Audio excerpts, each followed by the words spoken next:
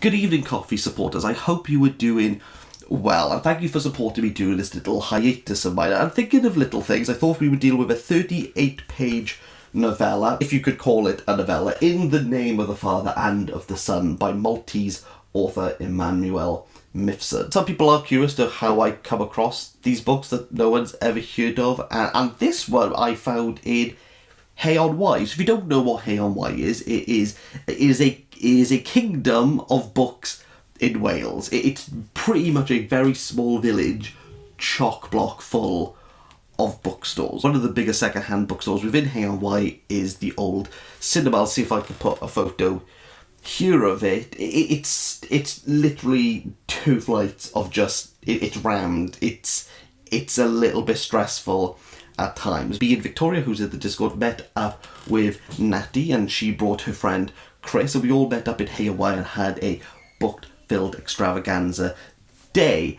And throughout all the shelves, it was this little slim thing, and I love a short book. I won't pass up on a short book. I saw this. It was the winner of the European Prize for Literature. It was the new Welsh Review exclusive. How fun.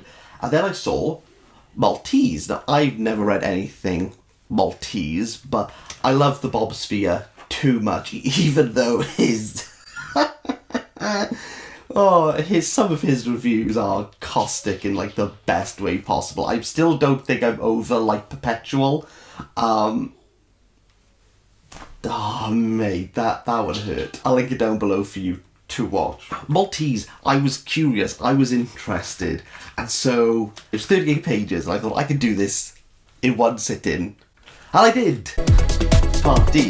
But the question you want to know is, what is In the Name of the Father and of the Son about?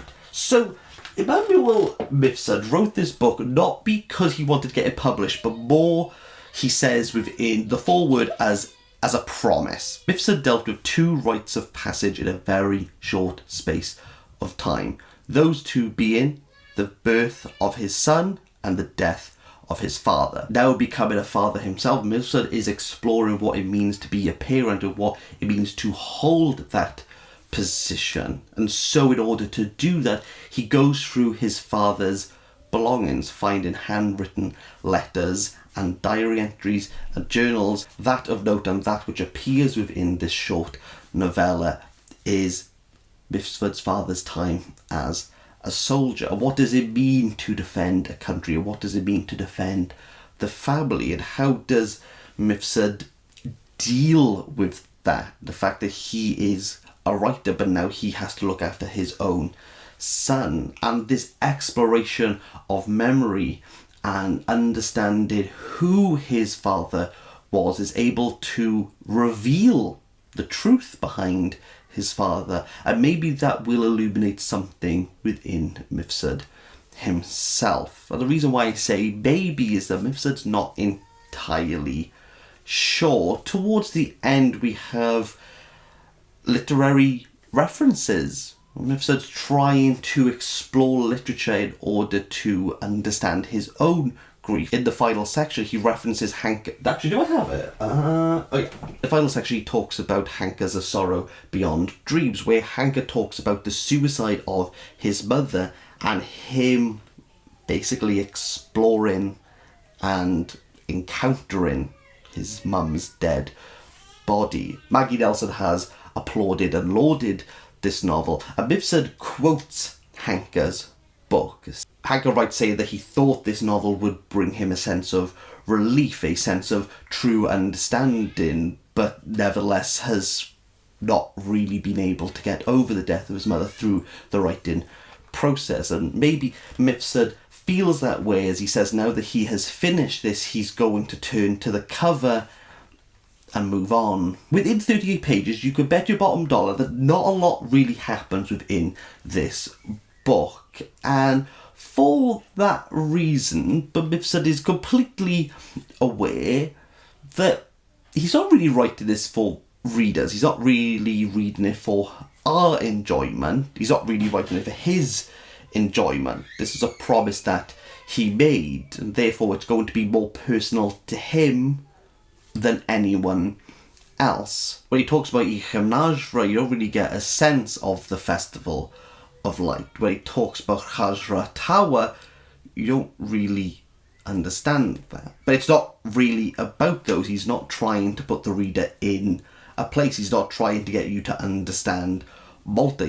That's not what the purpose of this book is doing. So if you're wanting to explore and understand the culture, you're not really going to. Even when he talks about eating biscuitin, it's mostly there to say that he's eating biscuitin.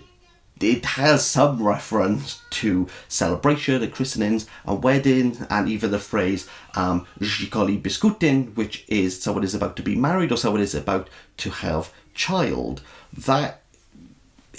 The book's not really meant to do this. It is very personal to MIFSUD. By that, it makes it almost impersonal to the reader, which makes this quite a difficult book. Because Albacat's translation, is that the problem? Or is the problem that MIFSUD knows that it's not really for me, and therefore I might not get anything out of it? And I kind of didn't get anything out of it. Apart from that, it's very beautifully written. But does nice prose get you anywhere? And so I'm inclined to say this is a 4 out of 10. I definitely recommend as a companion piece to read it after reading A Sorrow Beyond Dreams by Peter Handke, which I have reviewed. It is going up. I'm working on my Peter Handke series. It's going slowly, but it's happening. But I think it would be interesting to see how these two authors deal with the death of their parents, and why I think Handke actually pulls it off exceptionally well compared to MIFSUD. But if you've read either of these, let me know. I would be interested to hear all your lovely comments, and I look forward to speaking to you soon. Bye!